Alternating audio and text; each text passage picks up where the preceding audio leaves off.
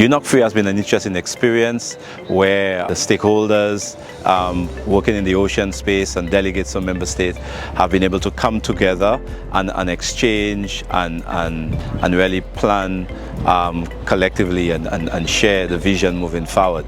One of the key issues remains around financing because the SDG 14 is one of the most underfinanced SDGs globally, yet the ocean is so critical, especially in the context of small island development states or large ocean states.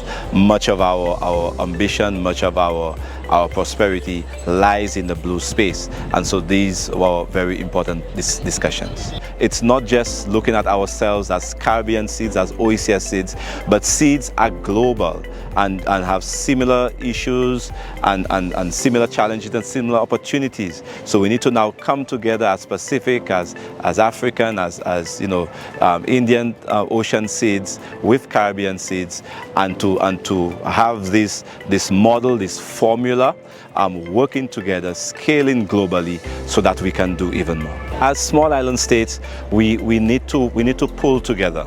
We are 12 OECS states, and we need to find ways of pulling together our capacity and our resources so that we can truly leverage the financing that is out there and deploy these in a multiple way at the right scale that we need. So this is where we need to go for the future. What we've done so far has worked in a limited way, this one-to-one deployment.